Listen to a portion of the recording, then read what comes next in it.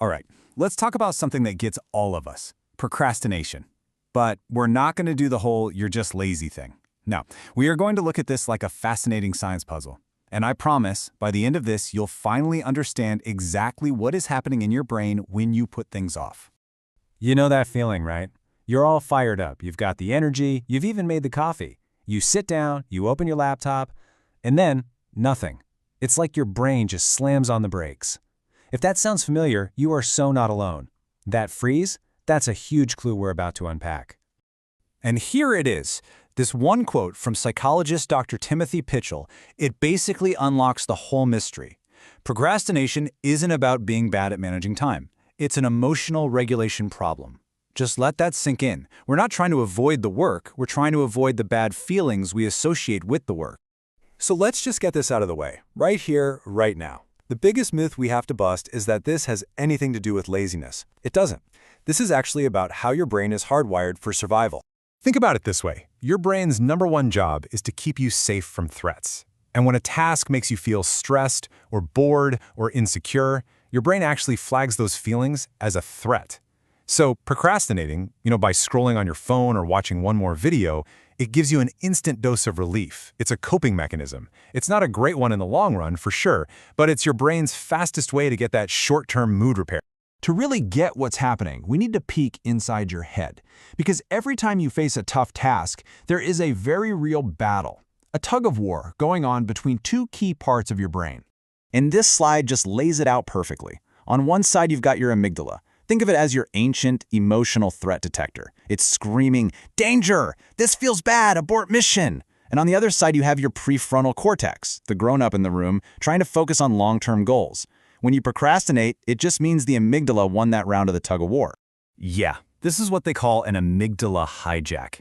The second that stress about the task kicks in, your amygdala just floods the system, basically taking your rational prefrontal cortex offline. And that triggers one of our most basic survival responses. You either freeze, staring at that blank page, or you take flight, escaping to something more pleasant. And that escape gives you a little hit of dopamine, which feels good. And guess what? That just reinforces the whole cycle for next time. So let's just do a quick recap of the key players here. You've got the amygdala, which sounds the alarm. You've got the limbic system, your brain's reward center that's jonesing for that immediate feel-good fix. And then you've got the prefrontal cortex, the planner, who just gets steamrolled in the moment. Okay, so we know how the brain reacts, but what are the feelings that are actually setting off this alarm in the first place? Well, it usually comes down to 3 big ones. And here they are, the big 3: fear, perfectionism, and overwhelm. These are the emotional triggers that your amygdala sees as a major threat, and they're what kick off that whole survival response we just talked about. Let's take them one by one. First up, fear. And we're not talking about a little bit of worry. This is a deep, gut-level fear that the outcome of this thing you have to do is tied directly to your value as a person. Fear of failing, fear of being judged, hey, even fear of succeeding, it all makes the simple act of starting feel really, really dangerous. Next, we've got perfectionism. And let's be super clear, this has nothing to do with having high standards. True perfectionism is a defense mechanism. It's a shield to protect you from shame. It's that crippling voice that says, if this isn't absolutely flawless, it's garbage. And so are you. I mean, with stakes that high, no wonder it's easier to just not start at all, right? And finally, there's overwhelm. This is what happens when a project is just so big or so vague that your brain's planning center basically just short circuits. It's like having 50 browser tabs open in your mind at once. You have no idea where to click first, so you just close the whole window. We call that task paralysis. Okay, so that was the why. I know, it's kind of heavy stuff, but here's the really good news. Once you understand the mechanism, you can stop fighting your brain and start working with it. So let's get into the practical tools. This is so important. The answer is not to just try harder or find more willpower. That's like trying to win an argument with your own survival instinct. You're going to lose. The goal is to develop skill power. These are clever, science-backed tricks that lower the emotional threat level and make it safe for your brain to get started. Tool number 1, the microstart. The whole idea here is to make the very first step so ridiculously tiny that your amygdala doesn't even notice it. Your goal is not write the essay. Your goal is open the document. It's not clean the whole house, it's put 1 spoon in the dishwasher. It sounds silly, but that tiny bit of forward motion is often all you need to get the ball rolling. All right, tool number 2, time boxing. This one is brilliant. You just give yourself a very short, fixed window of time, like, say, 15 minutes, to work on the scary thing, and that's it. When the timer goes off, you're done.